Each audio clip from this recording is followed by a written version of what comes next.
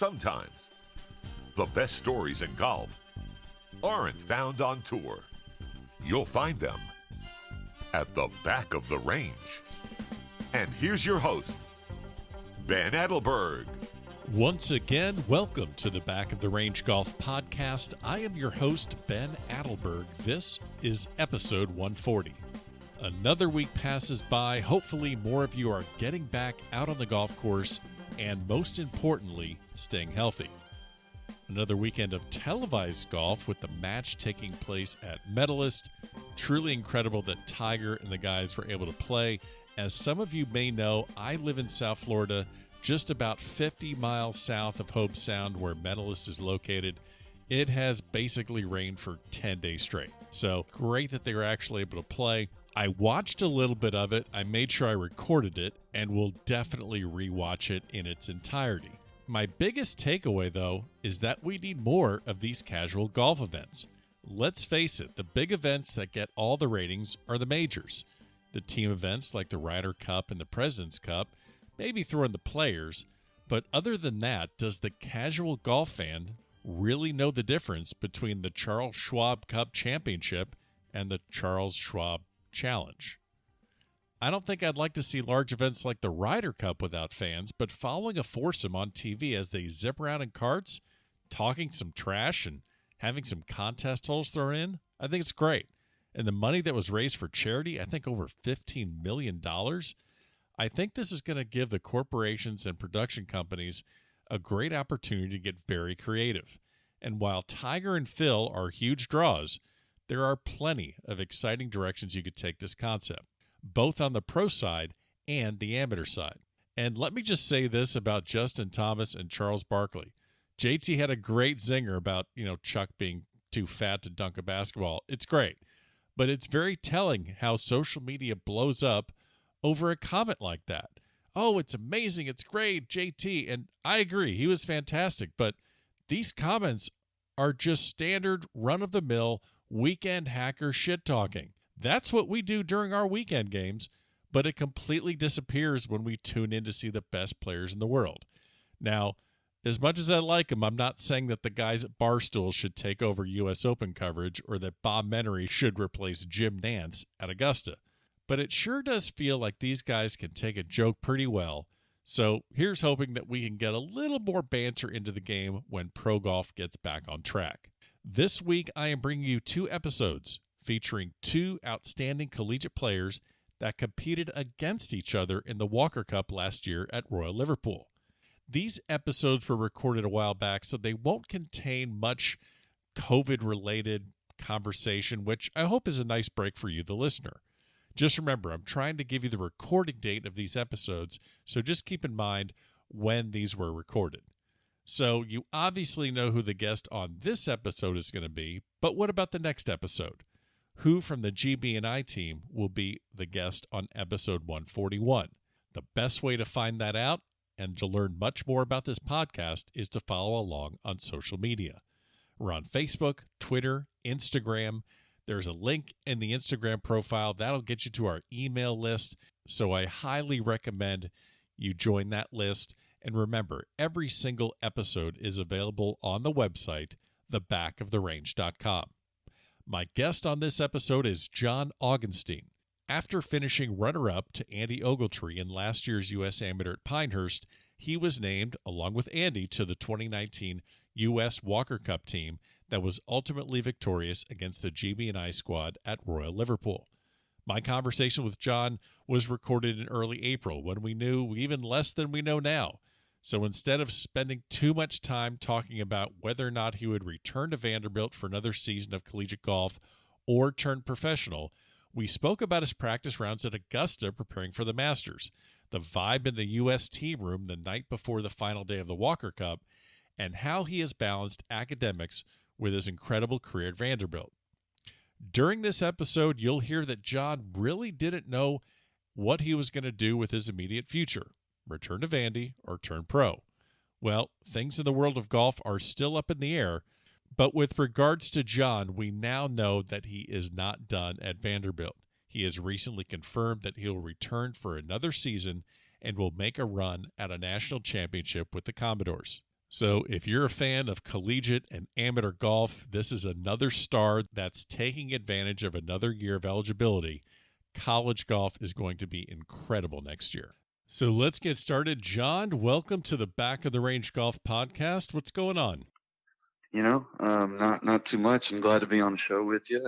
I think I'm just kind of doing what most people are doing, trying to figure out things to do right now and stay somewhat active and somewhat sharp.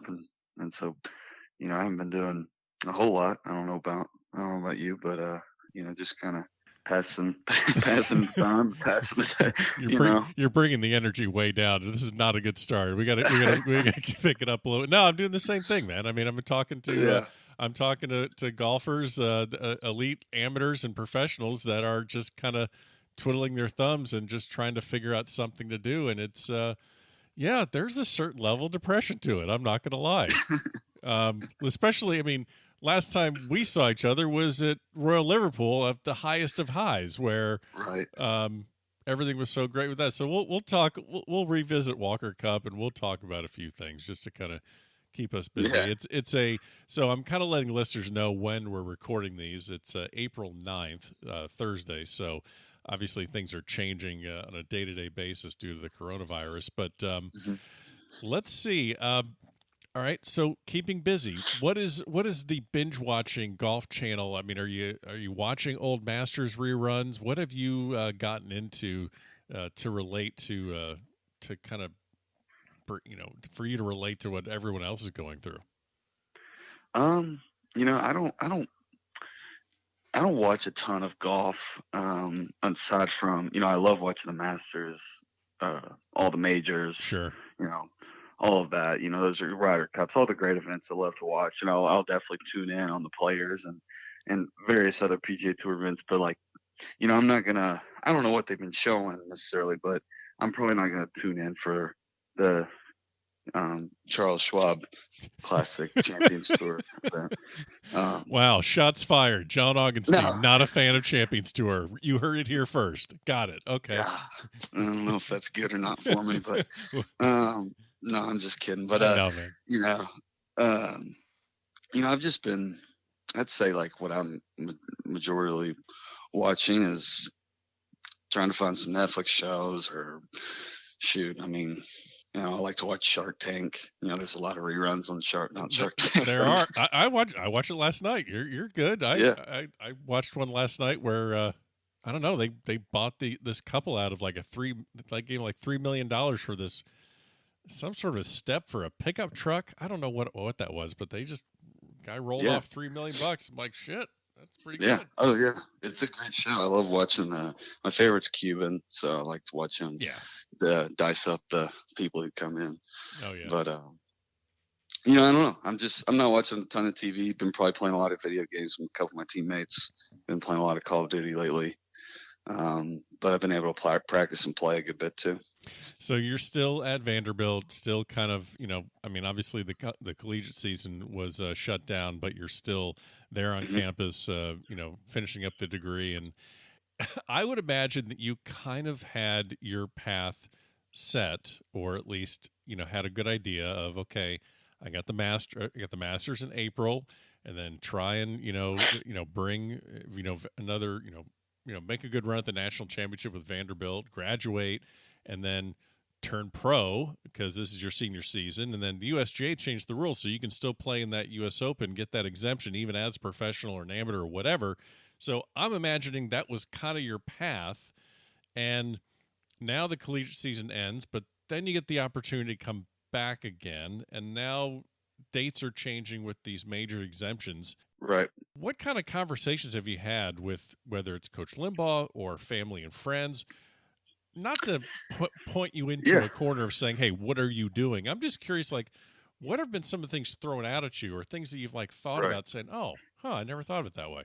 You can't push me into a corner for what I'm doing because I don't really know what I'm doing yet. Right. So, I think, I've been talking to, some friends, family, coach. Coach Limbaugh is extremely supportive. He doesn't, I know he would love to have me back, but he's not advising me in any way that would, trying to make me come back or anything. But, there's, every option is kind of on the table right now. Yeah, I was intending to turn pro June-ish and take some starts, or if I was fortunate enough to receive starts, I'd hopefully play well on those and get as many FedEx Cup points as possible and get going like everybody wants to, Yeah. And so now there are a lot of question marks. I think it's a good thing what the NCAA did, allowing people to come back. Yeah. Because I think, a lot of people wouldn't have many options at all if we couldn't come back to school. But anyway, there's definitely different ways of looking at it. I think, with the new PGA Tour University program, with the top 5 players in college golf getting full Korn Ferry status for next year, that's one of the pros of going back to school. The pro is the possibility of making a Walker Cup team again. And then also, being able to maybe win some championships with your team again. And it gives you somewhere to play for a year because, I think that one of the hardest things for some guys that are in my position right now is if we turn pro, let's say, for me at least, if I turn pro after the Masters, depending on what the season is doing, if it's a shortened season or if it's a wraparound season, those are 2 drastically different things for me. Sure. If it's a shorter season, then I don't really have anywhere to play after the Masters. Right. But if it's a wraparound season, then it could be more appealing to turn pro after the Masters and hopefully find some starts at the beginning of the year. Yeah. But that's all rough draft, and I think once we start seeing some more answers come out from the PGA Tour, then I'll be able to certainly better make my decision or think a little bit better on it. But I'm trying not to worry too much about it. Just let time kind of run its course, I guess. Yeah, there's really nothing you can do, or really anyone can do right now. It's we're kind of all in standstill, and we're hoping that the things that have been set in place, a PGA Championship in August and a U.S. Open in September and Masters in November, we hope all those things go as according to plan. But yeah, it's interesting, and I'm wondering if you've had any chance to talk to other players that are in your shoes. I know you're a Haskins Award finalist. There are, I think I've spoken to, at least most of the top 10, 15 guys. I mean, you and Thigala and Cooper Dawsey and Quaid and Castillo, Mao, all those guys.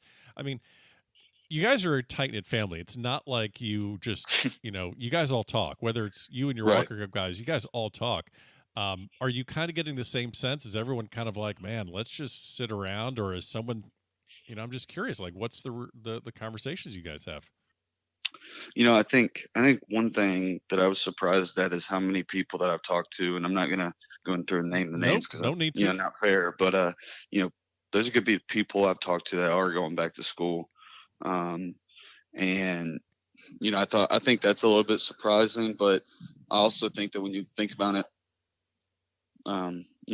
a little deeper, there's not really a lot of negatives necessarily, other than if you're just kind of ready to move on and maybe you didn't have the best experience or whatever. But I think that's a surprising thing. But a lot of us are we're just trying to figure it out. I feel like every conversation I've had is, so what are you going to do? I don't know. What are you going to do? Okay. I don't know. Nice. Yeah. Yes, it's kind of like you're at like a high school dance and the boys are on one side and the girls on the other. It's like, I'm not moving. What are you going to move? And I'll stay over here. So. Yeah, exactly. So I think everybody's kind of looking for somebody to of course we need more things to come out, but sure. I think, I haven't talked to anybody that's like, this is what I'm doing. This is the plan. Right. Blah, blah, blah. I think everybody's kind of waiting, kind of a wait and see approach to, these decisions that we're kind of making at this point are ones that'll impact our early part of our careers. And so, they're important, and, you kind of got to make the best educated one you can make. You have you have a lot of options, and it's definitely a different ending to your collegiate career, whether it's this year or next year. But it's Right. interesting. Let's pivot back to when we first met over Royal Liverpool at the Uh-huh. Walker Cup. You mentioned you just mentioned it, thinking about obviously 2021 Walker Cup in at Seminole. So Yeah.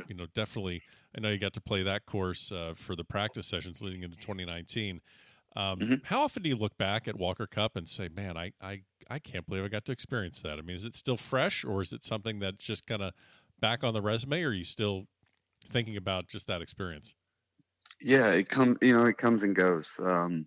It's definitely not something I think you really understand how just prestigious and incredible it is until you do it.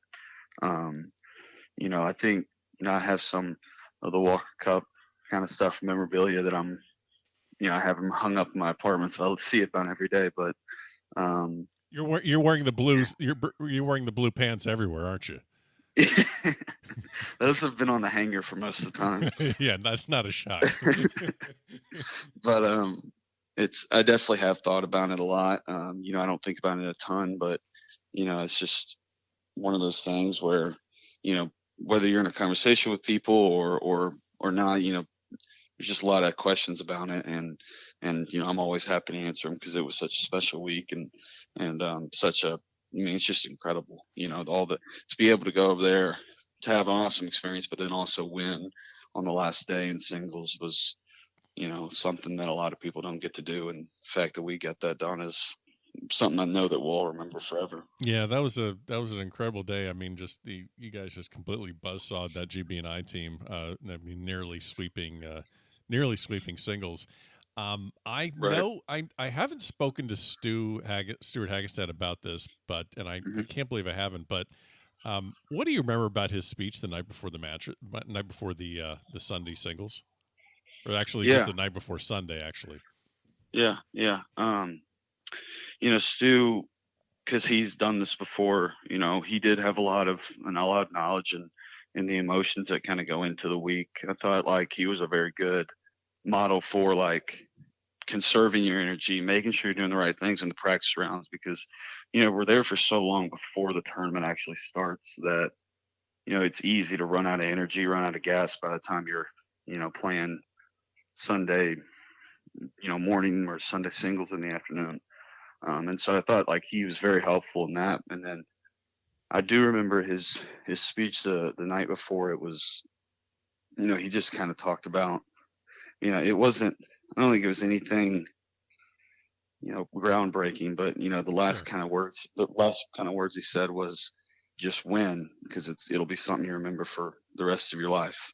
And I think that those words just kind of resonated with us because I mean, rarely do you ever, unless you are in Stu's position as a mid am, um, rarely do amateurs have the opportunity to make multiple Walker Cup teams. Right. And, I think actually this year, because of the timing, you're going to see more than usual. But aside from that, most of the time that is a once in a lifetime opportunity, and we all know that. And, I think for us to be able to take advantage of that was pretty special, and it was definitely helped by Stu. Yeah, I can't imagine what that's like being in a team room where you're 2 points down, and you guys are all driving for the exact same thing, and then someone actually stands up and says, "All right, let's talk about this, and this is how much it's going to mean for you." And he mentioned to me previously about being in 2017, and he said McNeely did the same thing because Hmm. McNeely was on the team in 2015 where they lost, and then he just at some point in 17 he said, "All right, guys, let's go to work." Uh, you know, Yeah. yeah, it's cool. We're here. You made the team. Congrats, but let's get some work done. Let's win this thing. Right. So um, before the Masters was postponed, and now we know a date is coming up in November, but before it was postponed, everyone hears that news and they're crushed. And many of us are hearing it when we're at our shitty day jobs, and we look at our social media and we see a Facebook post or a Twitter or whatever, and we're crushed because we can't watch it. Well, Right. you get the news and it's a little different for you. It's that you can't play in it. Um, where did you get the news that your master's was going to be postponed? I was at Augusta practicing. Yeah, I was down there, kind of doing a quick trip with some friends that are members. I didn't get the call. I'm just letting you know. I mean, I was not called. So you went down with friends. Was this your first time there? How many times have you done practice sessions? Yeah. So I've been 3 times by myself, and then every time that I go by myself, I can take one person with me. They can't play; they can just walk. I like walking. Then, I'm just saying, I like walking. Go ahead. Right, it's a good place to walk. You're right. Yeah. But of course, if I get asked to go with some members, then I can go with them as well. Of course.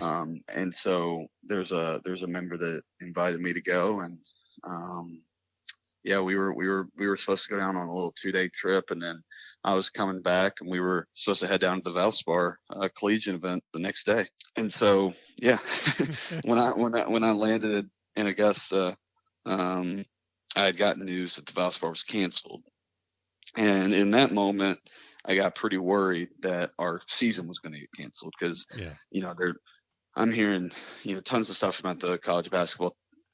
That's going to be canceled, or that's going to be no fans, whatever it is. You're hearing all these things about that. And so at that point I did get a little bit worried. And then about, 3.5 hours later, our season's canceled, in the middle of my first round there on Thursday. And then very next day, walking down like number 5 or 6, we get the notification that the Masters is now postponed. And so, as as if there's ever a mediocre weekend at Augusta, that you can make the case that was it. I was going to say, yeah. Just given all things considered, with finding out I'm not ever, for at that point in time. Sure, yeah. At that time, barring what the NCAA has said after that, but at that point in time, I was never going to hit another golf shot for Vanderbilt, and the most important tournament of my life up to this point was being postponed with no return in sight. So, yeah. It was tough, but it was definitely a weird feeling.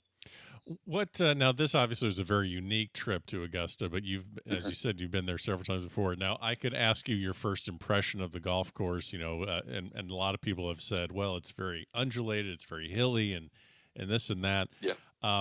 And I'm sure you were probably expecting things like that, and you were expecting. I mean, you've watched the Masters. We've all watched the Masters, right. So you know kind of what 16 is going to look like. You kind of know what 12. Anything surprise you, whether just and could be completely mundane or anything, even about just walking in, registering, just anything that's like, wow, I didn't know this. I've seen it on TV, but I didn't know this, and this. I didn't know. There's a couple of things actually. So one, I didn't know that Butler Cabin was like, barring anything of him being a great member or whatever, whoever Mr. Butler is, I thought that was going to be like maybe a chairman or whatever. Right. But the people that were showing around the first time said that it was just a member that said he wanted to stay on site, and so he built his own cottage, and it was the first one. Okay. And they named it Butler Cabin, so that's Butler Cabin. Okay. And it's pretty small. It's not very big. But I don't know. I thought that was interesting. I thought Butler would be a little bit more of an impressive story. But that's just a guy that didn't want to leave, and he just pitched a tent right there on. Yeah. Right. And then I think from a golf course standpoint, I thought it was very interesting how, the camera makes. Well, obviously the camera's never going to show as much undulation as there actually is on the greens. Right. There's tons of slope on the greens, but even compounding on that, I think it's interesting how small some of the greens are that you cannot even understand on TV. Like, it's very hard to understand how, like, number 2, the green's not that big. It's wide, but like from where you need to land your ball from 230 yards away is not very big. It's pretty small, especially if that pin's on the left. Pins on the left, it's very, very tough to get to there. So I thought in the number 7s of fairly small green. It looks pretty big on TV. You know, everybody thinks that like, oh, you can just kind of hit it on the green and it funnels to the hole on the front right on Sunday. But like, you know, that area is pretty. I mean, if you're in the fairway, it's not that tight, but like, you know, because you're hitting a wedge. But either way, you know, that green's not very big, and then of course 12 is even more shallow than you can imagine on TV. You know, it's probably Yeah, I mean, six paces from the bunker to the back edge. Yeah, it looks like you're either easily going to just dump it in the water there, or you're just going to blast it into the trees behind. Yeah, it is crazy because the water's not really that close to the actual hole. Like you would think. I don't know. I always thought I was like, well, you have to miss hit it pretty bad to get it in there. But it's when the pin's on the right, you know, that water gets actually pretty tight to the hole because the green's so shallow that anything, I mean, you can land 6 inches short of the front edge of the green and it's in the water. So unless you're afraid of couples, and then that just doesn't happen. Yeah. So and that was meant to be. Yeah, exactly. So I want to ask you just one other thing about Vanderbilt. You know, there was an article that came out, and I'm just bringing it up because it's I found it funny, and the title is everything okay with John Augenstein's golf game? And I don't know if you've ever seen this article, but it came out like the beginning of March, and just kind of talked about your game, and then the last sentence was, his next test comes at the Desert Mountain Intercollegiate. We'll see if he can find his footing and start going low again, which, of course, you did by shooting 63 in the first round and winning the tournament wire to wire. Now, I'm bringing this up not to, you know, not for clickbait or anything on this article, but I'm bringing it up because most people think that you just roll out of bed, or any elite amateur college player rolls out of bed and just can shoot 67 in their sleep and never hit a bad shot. So maybe dispel the myth and maybe talk about what it's like actually to not only play high-level golf, but you need to balance a social life, and you have to go to class. School. And so maybe talk a little bit about just your experience as a college athlete trying to balance everything, and how that, you know, there are going to be times where like, I'm not going to shoot 68 every day. Maybe I had midterms, or maybe I have this project I'm working on, or, you know, all that stuff. Right. Yeah. I mean, there's so much that goes into, you know, being a college athlete, and I know there's a lot that goes into being a professional athlete. I'm not trying to take away from that either. Sure. You know, I think, I didn't bring that up. I wasn't trying to stir any shit up. I was just like, I'm reading this guy. I'm like, yeah, you know, they don't shoot 63 every week, and because, you know, life happens. Yeah, exactly. So, well, first of all, there's, you know, for at least being at Vanderbilt, we have 6 a.m. workouts a few times a week. That's, you know, after that you have class until noon, and then you have practice, then you have homework, and then you got to go to bed at some point so you can do it and get up and do it again tomorrow. Yeah, exactly. And then, you know, you're leaving you're missing 3 days of class for most every tournament, and so you're coming back a little behind on that too. So yeah, there's, you know, I'm not going to talk about everything that we have to do because I wouldn't change anything about it. I love it. Yeah. And so I'm not going to kind of go into that, but yeah, I mean, golf is just, you know, it's ebbs and flows, and you know, I've been, you know, I think everybody can attest that when you're playing well, it's like you never think you're going to play bad again. It's like, it's just easy. And you know, like after the Walker Cup, going into the fall season at Vanderbilt, I didn't play, you know, quote unquote well at any event, and you know, finished second, third, and seventh. And you know, it was I just played okay. Yeah, I just kind of top tens. They're okay. But that's you know, that's when golf kind of was easy. It felt easy. Right. You know, I felt like I was, you know, I felt like I was giving a couple shots away every day, and still having a chance to win golf tournaments, which is a great thing. You know, I'm not saying that's definitely not the case for me or anybody all the time, but it just felt that way right then. And you know, I kind of go into the off season, you know, I played a, you know, kind of another decent event at the Jones Cup, but you know, I think that one thing that kind of got me a little bit was I was like I said, I've been playing all this golf that to my standards, like wasn't as good as I wanted to be. I was making kind of the same mistakes each week and the little things here and there. And it always is those little, small things that keep you from winning. And that was just it, is that I wasn't winning, and it was kind of getting at me and bothering me. Kind of mentally got me into just a little bit of a tougher spot. I ended up not playing as well at the Gator. I think I finished like 22nd or something. And then I finished like 13th or 14th at the Cabo event, which that's not the end of the world. Cabo event's really good. And, I played very poorly the first 2 days and then just played well on the last day. So it was a backdoor 13th or 14th. Okay. But, going into Desert Mountain, we went straight from Cabo to Desert Mountain. And I'd kind of, golf's all about kind of that momentum. And I just shot a really good score in that last round at Cabo under really tough conditions. And, I told coach, I was like, that might have been it right there. That might have been a little bit of momentum I needed. Yeah. And, sure enough, I go out 3 days removed from Cabo and shoot 63 and win by 6. Yeah. And so, I think that's, you never know when it's kind of coming. But I definitely feel like I started feeling more like myself, more confident, more, ready to play and everything.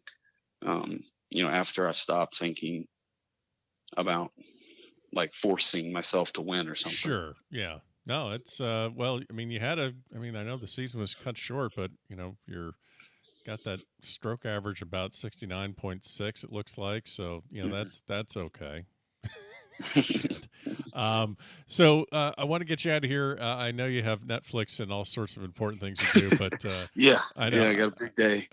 What is your day? I mean, I know yesterday you're able to play a little bit. Like gym. I mean, is it? I mean, I guess gym routine. Oh, I forgot to ask you, who has of all the guys who has the best? Who's got the best social media game right now?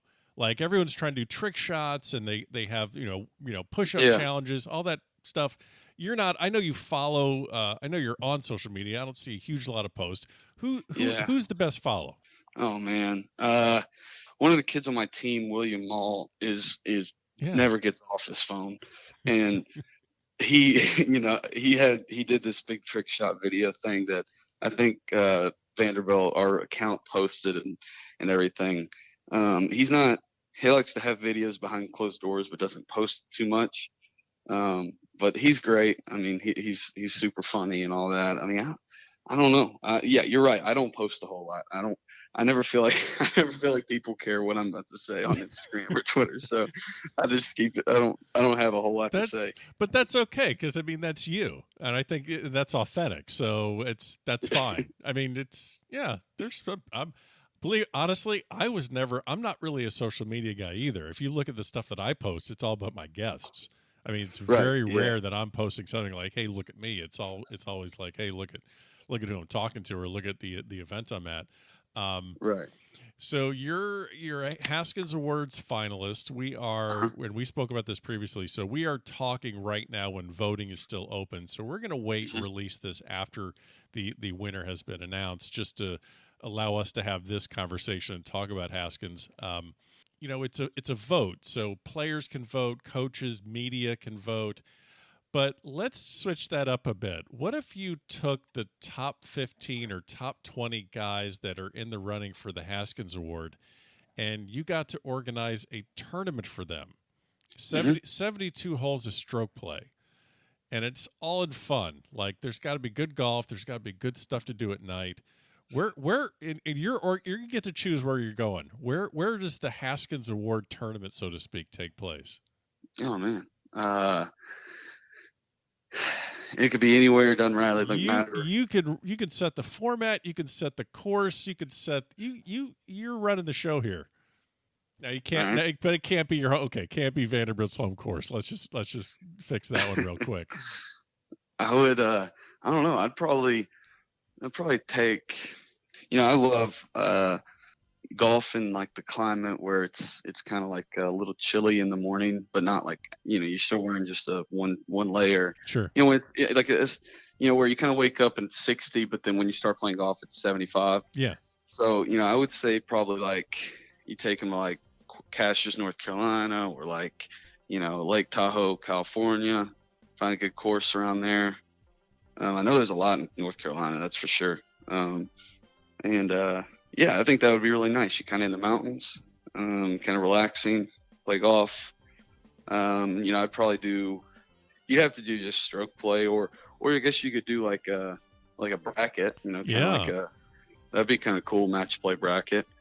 Yeah, that's tough. I'm glad I don't have to worry about that. Well, it'd be kind of fun to, yeah, it'd be kind of fun to do. Well, I hope you get through the next several months with keeping your sanity. It's a little bit of a challenge over here because there's not much to do. But the summer is going to be here soon, and then fall, and then it's going to be really interesting to see what you and a lot of the other collegiate stars do. I mean, just the opportunities and the options that are opening up. It's interesting, and whether it's Walker Cup or coming back to school or turning pro and playing all these majors. You got a lot of great things in front of you, so I'm glad we're able to catch up, and we'll do it again soon. Yeah, sounds great. Thanks for having me.